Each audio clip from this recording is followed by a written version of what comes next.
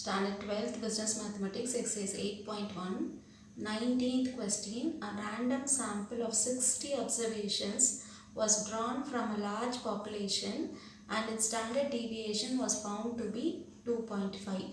Calculate the suitable standard error that this sample is taken from a population with standard deviation 3.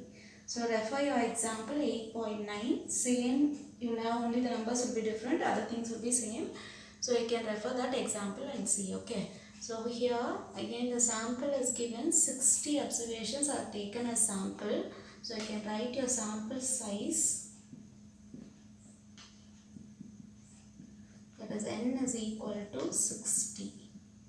Next is, you can see two standard deviations. One is large population and its standard deviation was found to be 2.5. One standard deviation is given. And one more standard deviation, that is to find the standard error that this sample is taken from a population with standard deviation of 3. So you have got two standard deviations. So first standard deviation is from the sample. So you can write sample standard deviation, that you can mention with S, which is equal to this 2.5. The next one is for the whole population. So you can write it as the population standard deviation, that you will have to mention at sigma, which is equal to 3.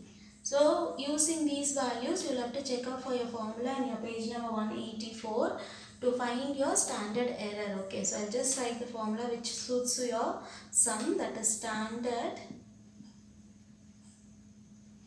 error for sample SD is SE, that is standard error, which is equal to your formula is sigma square divided by 2n.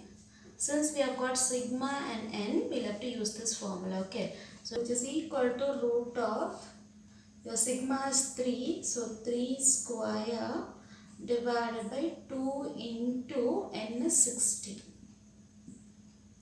So which is equal to root of 3 square, you can write 9 divided by 2 into 60, it will be 120. So which is equal to root 9, you can write it as 3 divided by root of 120.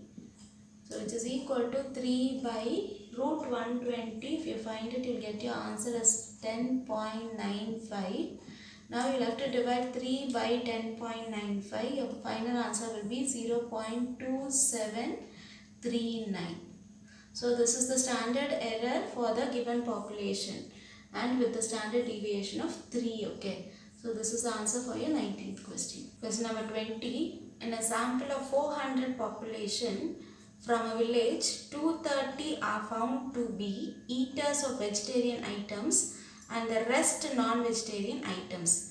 Compute the standard error assuming that both vegetarian and non-vegetarian foods are equally popular in that village. This is same like your 17th question. There we had bad apples and good apples. Here it is given vegetarian and non-vegetarian. So we'll have to write the sample size first. Sample size n is equal to 400. So next is vegetarian and non-vegetarian is given.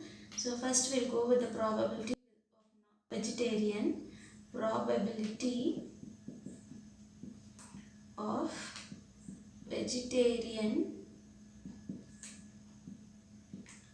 item eaters. So those who eat only vegetarian items, that is, we'll just mark that as P, which is equal to out of 400, 230 are vegetable eaters. Okay, so 230 divided by 400. So you can divide it, so you'll get your answer as 0.575. So that is your P. Now we'll have to find for the probability of non-vegetarian item eaters, we'll have to find it. So probability of non-vegetarian item eaters. Here we can mention that as Q, which is equal to, we know the formula Q is equal to 1 minus P, which is equal to 1 minus P. We have got it here 0.575, which is equal to 1 minus 0.575. Get your answer as 0.425. So the formula is regarding P and Q, we'll have to take the formula. So the formula which we have taken in your question number 70, the same formula you can take it here also. Okay, that is standard error of sample proportion, that is your SE is equal to, your formula is root of PQ divided by N. So which is equal to root of P is 0.575 and your Q is 0.425 divided by N is 400.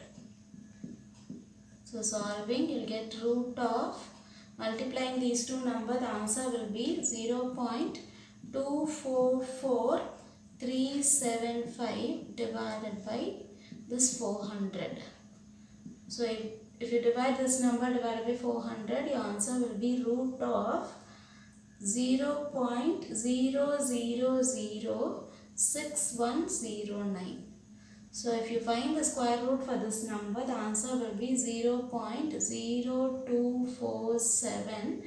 That you can write it as 0.02. Since more than 5 it is there, so you can add one number to the before number. So this will be the answer for your 20th question.